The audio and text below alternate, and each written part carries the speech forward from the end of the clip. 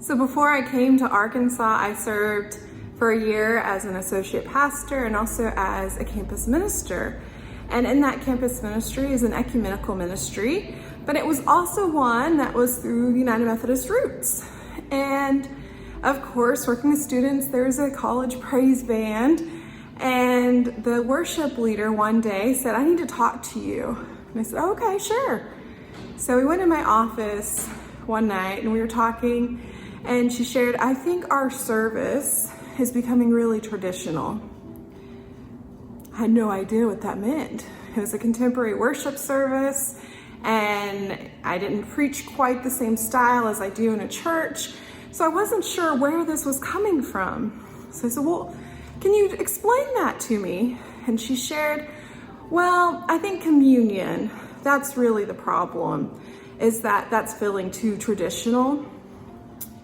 So I was, of course, caught off guard and took a moment to think about it, and then I replied saying, "You're right. That is very traditional. In fact, it's a tradition that we trace back all the way to Jesus. And I think there might be something there, and I don't think it's because it's traditional in the sense that you're saying, but I think because Jesus does that, that's something to celebrate. And part of the reason we do it weekly is because on a college campus, think about the people that are here. Think about what that message is all about. Think about how that celebration at the table is about welcoming everyone, and how also on top of that, they hear the message that they are forgiven and that they receive God's grace. It doesn't matter what they do, God is willing to give it to them. Isn't that a powerful message that we want to proclaim weekly?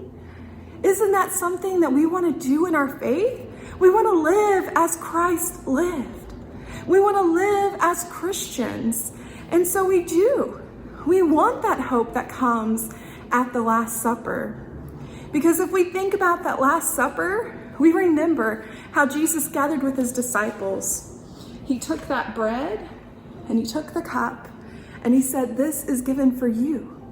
This is my gift to you, that all that you will do in remembrance of me, do it as often as you can." Because when we receive these gifts of bread and wine, we're hearing that message.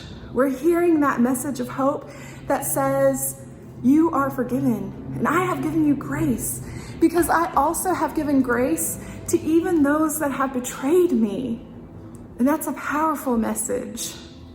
And so I hope and pray that when you come to the communion table next, that you will remember that it's a rich tradition that goes all the way back to Jesus, and that you still today are given this gift of grace. Amen.